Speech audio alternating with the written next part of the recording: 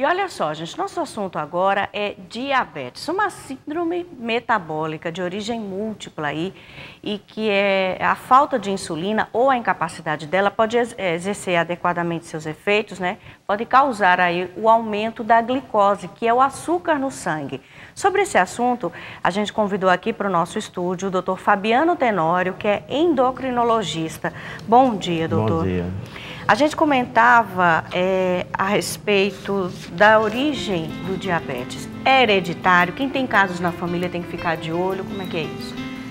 Bem, os dois tipos de diabetes mais comuns, né, que é o diabetes tipo 1 e o diabetes tipo 2, eles têm vários fatores associados, né? Tem o fator genético hereditário, que tem uma importância, mas também tem os fatores ambientais, que ajudam a desenvolver a doença em certa idade, né? Questão de alimentação inadequada já seria um desses fatores? Isso. A alimentação inadequada é um fator. Outro fator é a obesidade, é um fator muito importante. O sedentarismo também. Atualmente também como o envelhecimento da população, né? A população da expectativa de vida maior, aí também está desenvolvendo a diabetes tipo 2, né? Que é a que aparece acima de 40 anos de idade. E quais são os sintomas do diabetes? Bem, o paciente, ele tem que estar, primeiro que ele vai ter que procurar um médico, vai procurar um clínico, né? Mas os sintomas principais que são a perda de peso rápida, a sede exagerada, muita sede, a fome também aumenta, fraqueza, tontura. Quando o paciente começar a sentir sintomas, ele vai procurar um médico e o médico vai solicitar os exames de sangue para confirmar se é o diabetes ou não, certo? Agora, às vezes, esses sintomas passam despercebidos, né? Isso. Tem muita gente que vai levando isso ao longo do tempo, achando que, por exemplo, na fraqueza é porque não comeu. Isso. Ou é uma pressão alta, que de repente comeu alguma coisa que fez mal e assim vai. Então, só o exame de sangue mesmo para poder fazer a detecção desse... Isso, só o exame de sangue. Atualmente, estima-se que no Brasil existam 3 milhões de pessoas que tenham diabetes e não saibam que tem. Então é um número muito alto.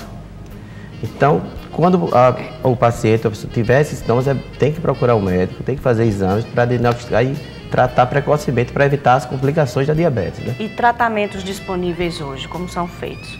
Então, vai depender do tipo de diabetes, né? A diabetes tipo 1, que é a diabetes também chamada insulina dependente, o tratamento é feito só com insulina, não tem medicação, porque o pâncreas, ele realmente para de funcionar, para de produzir insulina. Então tem que repor com a insulina. A diabetes tipo 2, que é a diabetes mais fraca, ela pode ser tratada com medicamentos e com a alimentação, a dieta, né? E atividades físicas e outras coisas associadas. Criança que já tem diabetes, o tratamento tem que ser mais detalhado, mais minucioso? Em criança ela é mais complicada. Por quê? Pela criança mesmo, porque ela vai ter que explicar para ela que ela vai ter que tomar furada de insulina todos os dias, às vezes 2, 3 vezes ao dia. E ela não vai poder ter a alimentação que os coleguinhas têm, entendeu? Ela requer mais cuidado, a criança descompensa mais rápido do que o adulto. Então é a diabetes mais difícil de tratar, mais preocupante para tratar. A alimentação do diabético é totalmente restritiva de açúcar? Não pode ter nada de açúcar? O que pode ser substituído, então? Em adulto você tem que tirar o açúcar total, certo?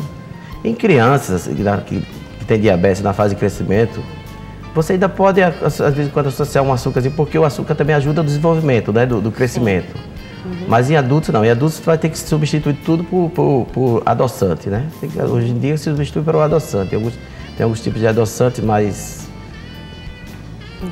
indicados, outros não, né? Tem adoçante com o aspartame, a sucralose. Qual seria? Hoje em dia os mais indicados são que tem a sucralose e o stevia.